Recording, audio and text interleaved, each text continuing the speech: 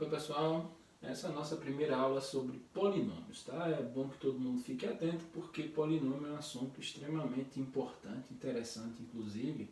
É algo que para você que está no ensino médio já viu lá no ensino fundamental. No entanto, aqui a gente vai ver com outros detalhes, né? A gente vai ver coisas que lá no ensino fundamental você não tinha condição de aprender, tá? Então vamos lá, vamos à aula. Um polinômio nada mais é que uma função com domínio no conjunto dos números complexos e contradomínio também no conjunto dos números complexos. Já é uma diferença e tanto, né? Lá no ensino fundamental você não conhecia os números complexos, né? Na realidade você geralmente conhece esse conjunto no terceiro ano do ensino médio. E aí já dá para entender que o conjunto dos números complexos é um pré-requisito para se estudar polinômios, tá? Então, continuando aqui. Repetindo, polinômio é uma função, né, com domínio e contradomínio no conjunto dos números complexos. E a lei de formação tem esse formato aqui, tá? Esse é o formato típico de um polinômio. ANx elevado a n mais AN menos 1 x elevado a n menos 1 mais, e aí segue, né? A2x ao quadrado mais A1x mais A0.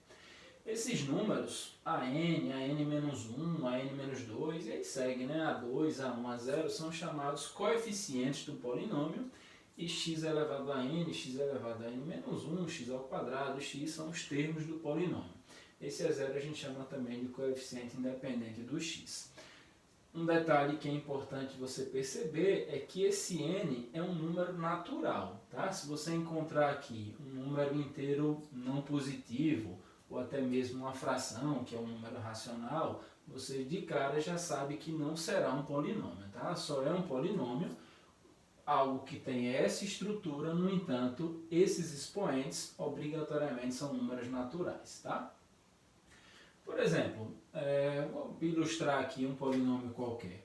Digamos que eu tenha p de x igual a 7x ao cubo menos 5x ao quadrado mais 2x menos 1. Esse é um polinômio, né? Eu tenho como coeficientes 7 menos 5, 2 e 1. Aqui é o A0, o A1, o A2 e o A3. Tá aí um exemplo de um polinômio.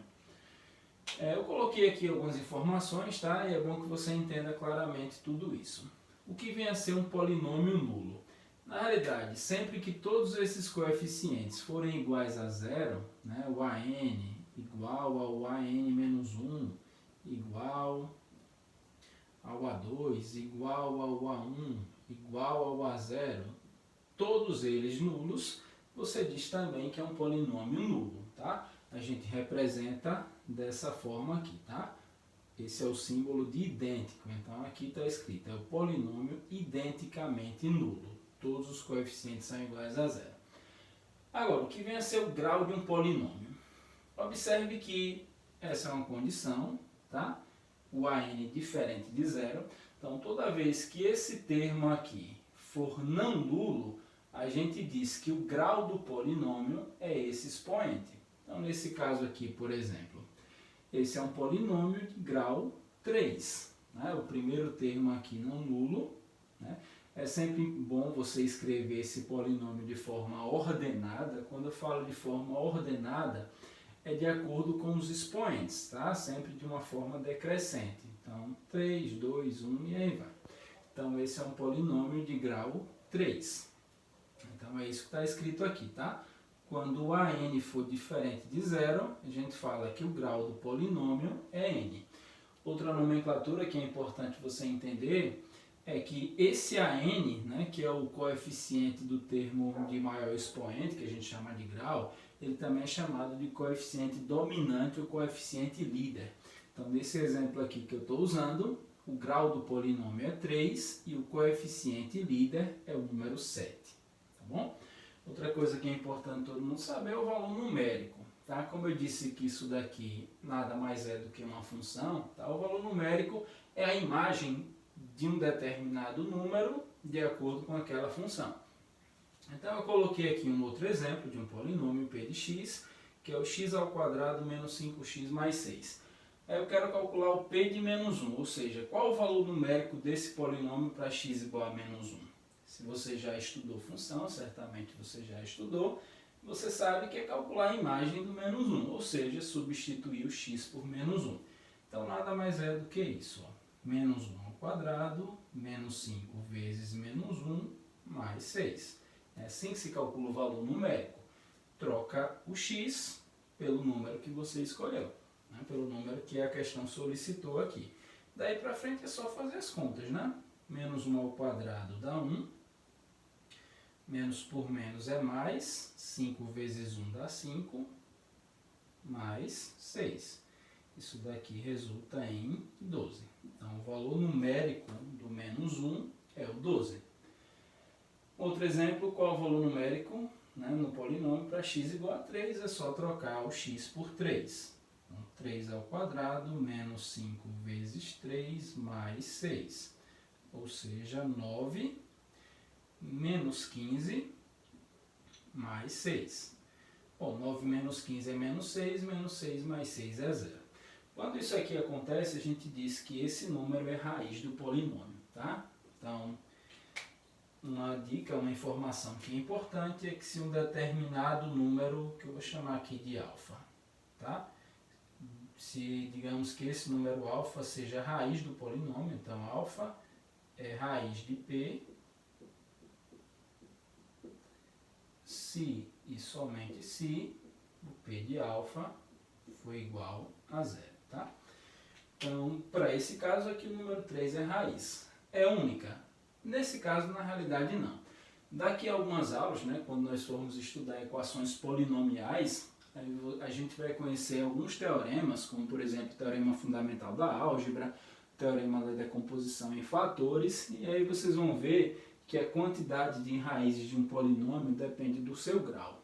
Aqui, por exemplo, como eu tenho um polinômio de grau 2, eu vou ter obrigatoriamente duas raízes, tá? Podem ser reais ou complexas, vai depender da situação. Ok? Mas isso a gente só vai entender mais claramente adiante. Então, repetindo, um determinado número é raiz do polinômio se o valor numérico desse número for 0. Bom, eu trouxe aqui mais alguns exemplos para a gente entender melhor essa situação inicial de polinômios. O primeiro exemplo diz o seguinte, ó, você tem um polinômio P, que tem a lei 2x ao cubo mais 2x ao quadrado menos 4x mais 1, e um polinômio Q de x, que tem essa expressão aqui, né, a mais 1x ao cubo mais 2x ao quadrado mais 2bx mais 1. Ele está afirmando que esses polinômios são idênticos e a gente precisa descobrir os valores de A e B. Bom, pessoal, esse é um exemplo claro do que vem a ser a identidade de polinômios. Então, o que eu tenho aqui é que o polinômio P de x é idêntico ao polinômio Q de x. Né? Ou seja, a expressão 2x ao cubo mais 2x ao quadrado menos 4x mais 1, né? Essa expressão é idêntica a mais 1 x ao cubo mais 2x ao quadrado mais 2bx mais 1. É uma situação bem simples, tá? Lembrando que eu não quero descobrir valores de x, eu quero descobrir quem é A e quem é B. Veja só, quando é que dois polinômios são idênticos? Quando cada um dos seus coeficientes, tá, é igual ao correspondente do outro lado. Quando eu falo correspondente, de acordo com o grau. Então, observe que o coeficiente do termo de grau 3, né, do expoente 3, é o 2. E nesse caso aqui é o A mais 1. Então, é bem simples. Esse A mais 1 é igual ao número 2. Por outro lado, o 2b, que é o coeficiente desse termo de expoente 1, ele é igual ao menos 4, que é o coeficiente do termo x também, cujo expoente é 1. Então, por outro lado, eu tenho que 2b é igual ao menos 4. Então, repetindo, gente, é muito simples, eu vou até destacar aqui para ficar bem claro. Ó. O a mais 1 é igual ao 2, tá? São coeficientes do termo de grau 3, e o 2b, né, é igual ao menos 4, é só resolver agora. Então, aqui eu tenho que o a é igual a 2 menos 1, logo a é igual a 1. E aqui eu tenho que o b é igual a menos 4 dividido por 2, que dá menos 2. Né? Então está resolvido o exemplo 1, que é determinar os valores de A e de B. Perfeito? Então vamos ao segundo exemplo. Considere o polinômio p de x mais 1 igual a 3x ao quadrado menos x mais 5. Então, dado um polinômio, a gente precisa calcular p de 2 e determinar p de x. Veja só, pessoal, um exemplo que aparentemente é simples, mas tem um detalhe que se você não ficar atento, fatalmente você vai errar. Ele está pedindo para você calcular p de 2. A priori é isso, calcular p de 2. Então, qual a primeira coisa que vem na sua cabeça é substituir o x por 2. Mas nesse caso não é bem assim, porque aqui apareceu algo que não é tão comum. Geralmente aqui a gente encontra p de x. E aqui não, nós temos p de x mais 1.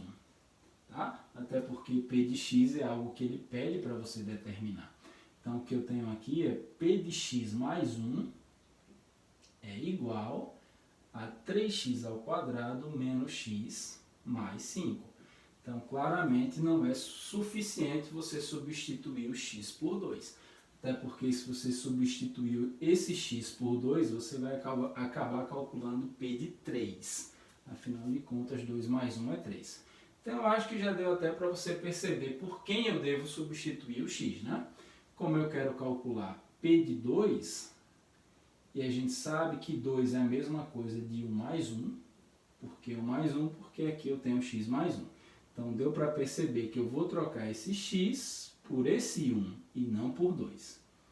Então, trocando x por 1, eu tenho 3 vezes 1 ao quadrado menos 1 mais 5. Só fazer as contas agora. P de 2 é igual a 3 vezes 1 ao quadrado dá 1, menos 1 mais 5. 3 vezes 1 é 3. Então, eu tenho 3 menos 1 mais 5. Finalmente, P de 2 é igual a 3 menos 1, 2 mais 5, 7. Então, P de 2 é igual a 7. Então, outra coisa que ele pede é para a gente determinar P de x. Veja só, é um pouquinho diferente, não é algo tão simples. Mas vamos lá, a gente consegue. Bom, gente, eu quero determinar P de x. Então, inicialmente, eu vou fazer o que nós chamamos de mudança de variável. Como aqui eu tenho x mais 1, eu vou trocar esse x mais 1 por uma outra letra qualquer. Eu vou chamar o x mais 1 de A. Podia ser qualquer outra letra, mas eu escolhi A, tá? Bom, se x mais 1 é igual a A, vocês devem concordar que o x é igual a A menos 1. Então, claramente, isso funciona. X mais 1 é igual a A, então o x é A menos 1. Eu só peguei esse 1 e mandei para o segundo membro. Como ele estava positivo, ele foi para o segundo membro negativo. Tá? Então, x é igual a A menos 1. E aí eu vou pegar mais uma vez o polinômio, p de x mais 1, igual a 3x ao quadrado menos x mais 5, e vou fazer a mudança de variáveis que eu acabei de comentar. Bom, o x mais 1 eu chamei de A. Então, vou trocar o x mais 1 por A. E onde tiver x, eu substituo por A menos 1. Então, 3 que multiplica A menos 1 ao quadrado, menos A menos 1, mais 5. E aí eu vou desenvolver essa expressão. Então, vamos lá. P de A é igual a 3. Aqui é uma regra bem conhecida, né? Quadrado da diferença vai ficar o quadrado do primeiro, menos 2 vezes o primeiro vezes o segundo, mais o quadrado do segundo. Aqui eu posso tirar os parênteses, né? Fazendo jogo de sinais, então fica menos A mais 1 mais 5. P de A é igual a...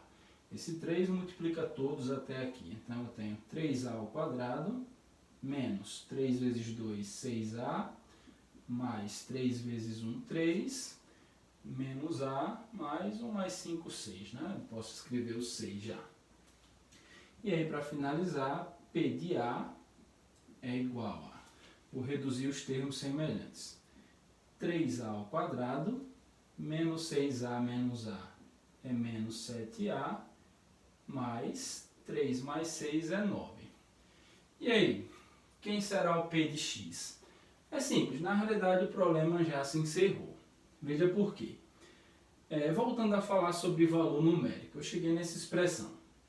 Aí eu pergunto, quem é p de 10, por exemplo? Eu troco o x por 10, ou melhor, desculpa, eu troco o a por 10. Quem é p de 7? Eu troco a pelo 7. Quem é p de 1000? Eu troco a pelo 1000. Então veja que é só trocar esse valor pelo termo que eu quiser colocar aqui dentro. Aí eu pergunto, quem é p de x? É só trocar o que está aqui, que é o a, por x. Então eu tenho 3x ao quadrado menos 7x mais 9. Então esse é o p de x. Se você quiser conferir se está certo, a gente pode usar até o que nós encontramos aqui para confirmar. Aqui eu encontrei que p de 2 é 7. Então, se isso aqui estiver correto, se eu trocar esse x por 2, obviamente tem que dar 7. Vamos só conferir. P de 2 é igual a 3 vezes 2 ao quadrado, menos 7 vezes 2 mais 9, que é igual a 3 vezes 4, 2 ao quadrado é 4, menos 14, mais 9, que é igual a 12, menos 14, mais 9. 12 menos 14 é menos 2. Menos 2 mais 9 dá 7, como a gente já sabia. Certo, pessoal? Espero que vocês tenham entendido. Logo, logo tem mais. Valeu!